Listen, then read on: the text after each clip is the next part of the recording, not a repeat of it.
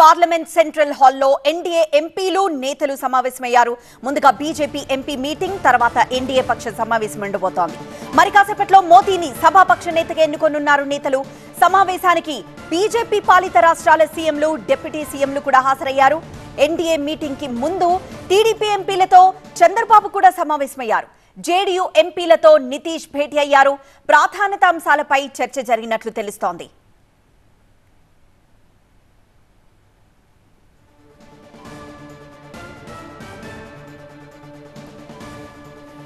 Central హాల్లో NDA ఎంపీల సమావేశం జరుగుతోంది. ఎన్డీఏ పక్ష నేతగా మోదీని ఈ సమావేశంలో ఎన్నుకోనున్నారు ఎంపీలు.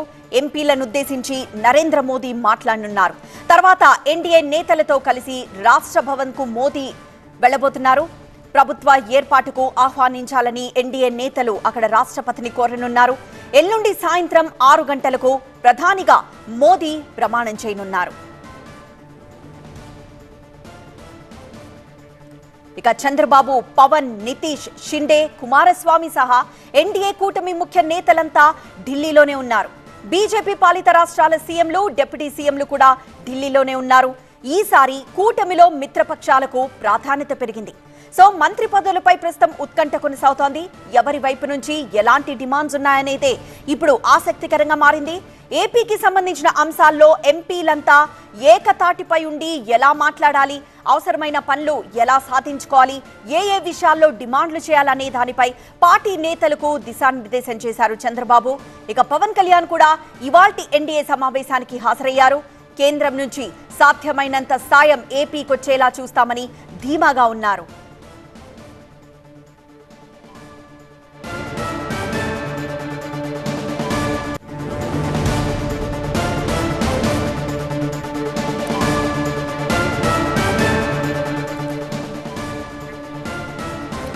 ఎన్డీఏ ఎన్నికల్లో విజయ దుందుబి మోగించింది. దీంతో పార్లమెంట్ సెంట్రల్ హాల్లో ఎన్డీఏ ఎంపీలు, నేతలు సమావేశమయ్యారు. ఈ సమావేశం చాలా కీలకం. ఎందుకంటే ఈ సమావేశంలోనే మోదీని సభాపక్ష నేతగా ఎన్నుకోనున్నారు నేతలు. ముందుగా బీజేపీ ఎంపీ మీటింగ్ జరిగింది, తర్వాత ఎన్డీఏ పక్ష సమావేశం జరిగింది. సో మరి కాసేపట్లోనే మోదీని సభాపక్ష నేతగా నేతలు ఎన్నుకోనున్నారు. సమావేశానికి ఇప్పటికే బీజేపీ పాలిత రాష్ట్రాల సీఎంలు, డిప్యూటీ సీఎంలు చేరుకున్నారు. ఢిల్లీలో ముఖ్య నేతలంతా, బీజేపీకి సంబంధించిన నేతలంతా చేరుకున్నారు. బీజేపీ పాలిత రాష్ట్రాల సీఎంలు, డిప్యూటీ సీఎంలు, ముఖ్య నేతలు అక్కడే ఉన్నారు. ఎన్డీఏ మీటింగ్ కి ముందు టీడీపీ ఎంపీలతో చంద్రబాబు కూడా సమావేశమయ్యారు. జేడీయూ ఎంపీలతో నితీష్ భేటీ అయ్యారు. ఇరువురు నేతలు ప్రాధాన్యత అంశాలపై చర్చించినట్లు తెలుస్తోంది. సో సెంట్రల్ హాల్లో ఎన్డీఏ ఎంపీల సమావేశం ఇంకా కొనసాగుతోంది. ఎన్డీఏ పక్ష నేతగా మోదీని ఏకగ్రీవంగా ఎన్నుకోనున్నారు ఎంపీలు. ఆ తర్వాత నరేంద్ర మోదీ ఎంపీలను ఉద్దేశించి మాట్లాడనున్నారు. తర్వాత ఎన్డీఏ నేతలతో కలిసి రాష్ట్రపతి భవన్ కు వెళ్లనున్నారు. తమకు ప్రభుత్వ ఏర్పాటుకు ఆహ్వానించాలని ఎన్డీఏ నేతలు రాష్ట్రపతిని కోరనున్నారు. తమ బలమేంటో చూపించి తమని ప్రభుత్వ ఏర్పాటుకు ఆహ్వానించాలంటూ రాష్ట్రపతిని కోరనున్నారు ఎన్డీఏ నేతలు. మరోవైపు ఎల్లుండి సాయంత్రం, అంటే ఆదివారం సాయంత్రం 6 గంటలకు ప్రధానిగా మోదీ ప్రమాణ స్వీకారం చేయనున్నారు. ఇక చంద్రబాబు, పవన్, నితీష్, షిండే, కుమారస్వామి సహా ఎన్డీఏ కూటమి ముఖ్య నేతలంతా ప్రస్తుతం ఢిల్లీలోనే ఉన్నారు.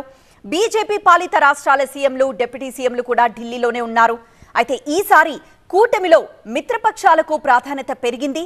సో మంత్రి పదవులపై ప్రస్తుతం ఉత్కంఠ కొనసాగుతోంది. ఎవరి వైపు నుంచి ఎలాంటి డిమాండ్స్ ఉన్నాయి అనేది ఇప్పుడు ఆసక్తికరంగా మారింది. ఎందుకంటే కూటమిలో ఏ పార్టీలకైతే ప్రాధాన్యత పెరిగిందో, మరి ముఖ్యంగా మిత్రపక్షాలకు పెరిగిన ప్రాధాన్యతని చూసి మిత్రపక్షాలు కొన్ని డిమాండ్స్ బీజేపీ ఎదుట, ఎన్డీఏ ఎదుట పెట్టే ఛాన్స్ కనిపిస్తోంది.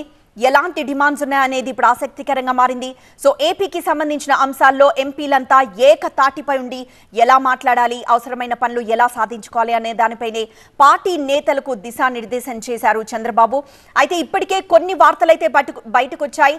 కొన్ని ముఖ్యమైన ప్లేసెస్ టీడీపీ అడిగే ఛాన్సెస్ ఉన్నట్లు తెలుస్తోంది. సో ఆ ప్రాధాన్యం ఉన్న ఏవైతే డిమాండ్లు పెట్టాలనుకుంటుందో టీడీపీ దానికి సంబంధించి ఇప్పటికే బీజేపీతో మాట్లాడినట్లు కూడా తెలుస్తోంది. కాకపోతే డెసిషన్ ఎలా ఉండబోతోంది దానిపైనే ప్రస్తుతం ఉత్కంఠ నెలకొంది. ఎందుకంటే కేవలం టీడీపీ మాత్రమే కాదు, మిత్రపక్షాలకు ప్రాధాన్యత పెరిగిన నేపథ్యంలో మిగతా పార్టీలు కూడా కొన్ని పదవులపై డిమాండ్స్ చేస్తున్నట్లు తెలుస్తోంది. సో టీడీపీ ఎలాంటి డిమాండ్స్ ఇప్పుడు బీజేపీ ముందు పెట్టబోతోంది, ఎలాంటి పదవులను తమకే కేటాయించాలంటూ టీడీపీ డిమాండ్స్ ని బీజేపీ ముందు పెట్టబోతోందో చూడాలి.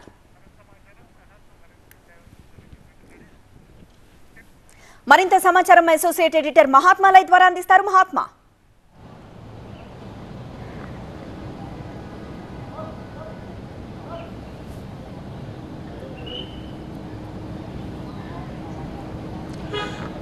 ప్రస్తుతం పార్లమెంటులో Bharatiya Janata party parliamentary party సమావేశం ప్రారంభమైంది. కాసేపట్లో ఎన్డీఏ మిత్రపక్షాలు కూడా ఈ భేటీలో జాయిన్ అవుతున్నాయి. మిత్రపక్షాల సభ్యుడిగా అంటే లీడర్గా ఇటు పార్లమెంటరీ పార్టీ నేతగా ఆ తర్వాత ఎన్డీఏ మిత్రపక్షాల నేతగా నరేంద్ర మోదీని ఎన్నుకునే కార్యక్రమం ఇదే అని చెప్పవచ్చు. ఇప్పుడు ఇక్కడి నుంచి తయారు చేసుకున్న డాక్యుమెంట్స్ సంతకాలన్నింటినీ తీసుకుని ఈ రాత్రికి 7 గంటల సమయంలో రాష్ట్రపతి ద్రౌపది ముర్మును నేతలందరూ వెళ్ళి కలిసి ప్రభుత్వాన్ని ఏర్పాటు చేయాల్సిందిగా ఆహ్వానించనున్నారు. అందుకోసం జరుగుతున్న ప్రక్రియ ఇది.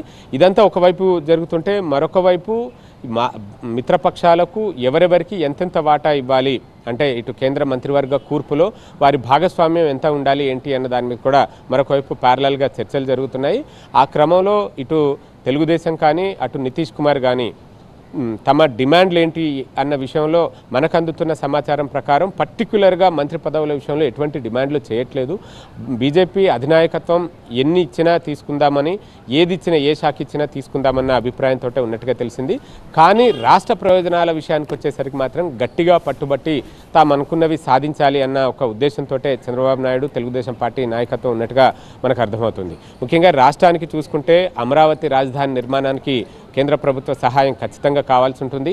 అలాగే పోలవరం ప్రాజెక్టు నిర్మాణాన్ని పూర్తి చేయడం కోసం కూడా కేంద్ర సహకారం జలశక్తి శాఖ, ఎందుకంటే అది నేషనల్ ప్రాజెక్టు, కేంద్రం ఇచ్చే నిధుల ఆధారంగా నా ప్రాజెక్టు నిర్మాణం పూర్తవుతుంది. అది త్వరితగతిన పూర్తి చేయడానికి తగినంత ఫాస్ట్ ట్రాక్ చేయాల్సిన అవసరం ఉంది. కాబట్టి కేంద్ర ప్రభుత్వాన్ని ఆ విషయంలో గట్టిగా పట్టుబట్టే అవకాశం ఉంటుంది. దీంతో పాటు ఎన్నికల్లో ఇచ్చిన హామీలను అమలు చేయాలన్నా సరే నిధుల పరంగా కేంద్ర ప్రభుత్వం నుంచి ఇతోధికంగా సహాయం అవసరమవుతుంది. వాటన్నిటి విషయంలో గట్టిగా పట్టుబట్టే అవకాశం ఉంది. ఇటు నితీష్ కుమార్ స్పెషల్ స్టేటస్ కావాలంటూ బీహార్ రాష్ట్రం కోసం ఆయన ఒక డిమాండ్ని తెర మీదకి తెచ్చారు. కాబట్టి అదే డిమాండ్ ఆంధ్రప్రదేశ్లోనూ చాలా కాలంగా ఉంది. మరి స్పెషల్ స్టేటసే కోరతారా లేదంటే దానికి సమానమైన ప్యాకేజ్ గతంలో వర్కౌట్ చేసింది ఉంది, దాన్ని తీసుకుంటారా? ఇదంతా కూడా ఫర్దర్గా జరిగే చర్చలు. ఇప్పటికైతే తెలుగుదేశం పార్టీ వైపు నుంచి రాష్ట్ర ప్రయోజనాలకు సంబంధించిన డిమాండ్లు ఏవి కూడా బయటికి ప్రకటించలేదు, అధికారికంగా ఏవి బయట పెట్టలేదు. ప్రస్తుతం మంత్రివర్గ కూర్పు దాని మీదనే చర్చ జరుగుతుంది. తెలుగుదేశం పార్టీకి కనీసం 2 క్యాబినెట్ బెర్తులు, ఒక సహాయ మంత్రి బెర్త్ ఇవ్వవచ్చు, అది హీన పక్షంలో. ఒకవేళ టీడీపీ నెగోషియేట్ చేస్తే కనుక 3 క్యాబినెట్ బెర్తులైనా ఇచ్చే అవకాశం ఉంది అని చెప్పి ఇక్కడ ఒక చర్చ జరుగుతోంది. అయితే ఎవరెవరికి ఇస్తారు ఏంటి అన్న దాని విషయంలో టీడీపీ అధినేత డిసైడ్ చేస్తారు. అక్కడ కూడా సామాజిక సమీకరణాలు ఒక ఓబీసీ వర్గానికి చెందిన నేతకి ఇచ్చే అవకాశం ఉందని చెప్తున్నారు. అలాగే తన పార్టీలో ఇంకెవరికి మంత్రి పదవులు ఇస్తే బాగుంటుంది అన్నది చంద్రబాబు నాయుడు డిసైడ్ చేసుకుంటారు.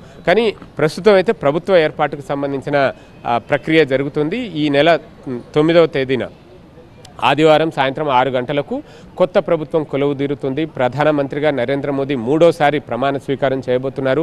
ఈ కార్యక్రమానికి దేశ విదేశాల అధినేతలు, ప్రతినిధులు, డెలిగేట్స్ని ఆహ్వానించింది ఇప్పటికే భారత ప్రభుత్వం.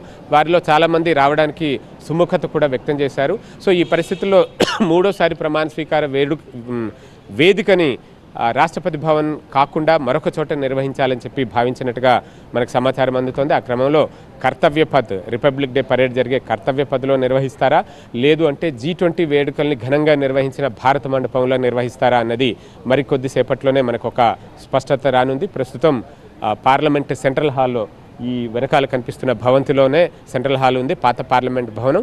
అందులోనే ఈ భేటీ జరుగుతోంది. బీజేపీ ఎంపీలందరూ హాజరయ్యారు. బీజేపీ మిత్రపక్షాలకు చెందిన ఎంపీలు కూడా ఇప్పుడే లోపలికి వెళ్ళారు.